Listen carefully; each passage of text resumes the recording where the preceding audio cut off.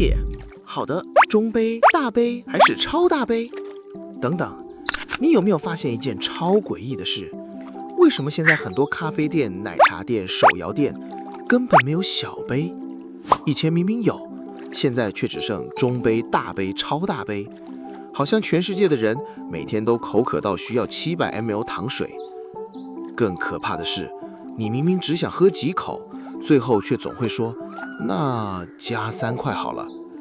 今天我们就来拆解商家到底怎么让你花更多钱，喝更多，还以为自己超会算。这不是行销，这是大型心理操控现场。心理学里有个超有名的东西，锚定效应。意思是，人类在做决策时会过度依赖第一个看到的资讯，第一个价格、第一个数字、第一个选项，都会变成你的心理基准。30、33、36。问题来了，如果菜单是小杯20、中杯30、大杯33，你会怎么想？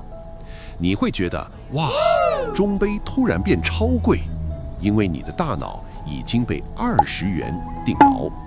但现在商家直接把小杯删掉，于是中杯等于最便宜。你的大脑瞬间产生一种错觉，30元应该算正常吧？注意哦，这时候你已经输了，因为你原本该思考的是我到底需不需要喝，结果现在变成我该选哪个比较划算。这就是商家最强的一招，把你的思考方向偷偷换掉。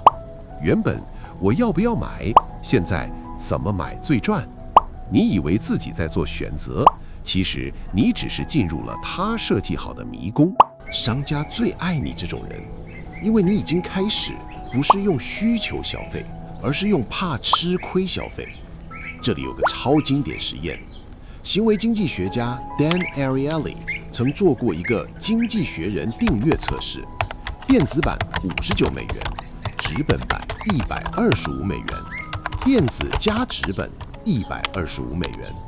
正常人看到都会想，当然选电子加纸本啊，免费送纸本呢。但问题来了，谁会单独买纸本版？根本没人。那它为什么存在？因为它不是拿来卖的，它是拿来衬托第3个选项超划算的。这就是诱饵。而饮料店也一样，很多时候会让你觉得超大杯不是主角，中间那个大杯才是心理诱饵。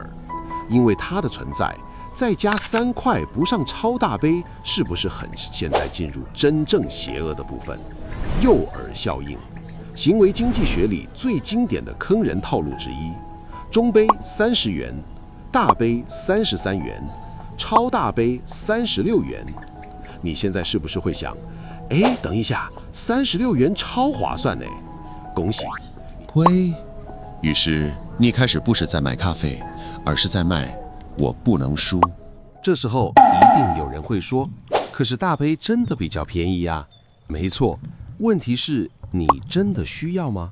心理学家 Richard Thaler 提出一个概念，交易效用，意思是人类买东西时爽的不只是商品本身，还有那种我买得很划算的感觉。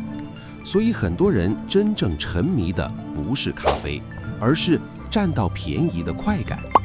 于是出现一个超荒谬的画面，你明明喝不完却硬撑，因为都花36块了。结果最后咖啡变冰水，胃开始不舒服，晚上失眠，但你还是觉得自己赢了。人类真的很神奇。还有一个更阴的东西，社交压力。你有没有注意过，排在你前面的人，大杯，下一个超大杯，轮到你时，我要中杯。那一瞬间，你会突然觉得自己是不是很穷，或者很不懂喝。所以很多人最后多花的那3块，根本不是买容量，是买不要显得寒酸。所以回到最一开始，为什么你永远不选小杯？因为商家早就知道，只要把小杯消失，你的大脑就会自动往上加价。这不是你意志力差，这是人类大脑本来就会中的心理陷阱。但好消息是，你可以开始反制。第一招，重新问问题，下次不要问哪个划算，先问我到底喝不喝得完。需求永远比优惠重要。第二招，删掉中间选项，看到3个价格时，直接想，如果只有最便宜跟最贵，我会选哪个？你会突然清醒很多，因为中间那个很多时候就是操控你的工具人。第三招，不要把省到当成赚到，多200 ml 不代表多快乐，尤其当最后那200 ml 只是变成你的胃酸。以后，店员，中杯、大杯、超大杯，你微笑，请给我最适合我的那杯，或者，超大杯，因为我昨天只睡3小时，这至少是真实需求，不是心理操控。下次看到加3块更划算时，记得一件事：商家最赚的从来不是咖啡，而是你那句“好像真的比较划算呢”。记得订阅，下一集我们来聊为什么第2件半价会让你突然买到根本不需要的东西。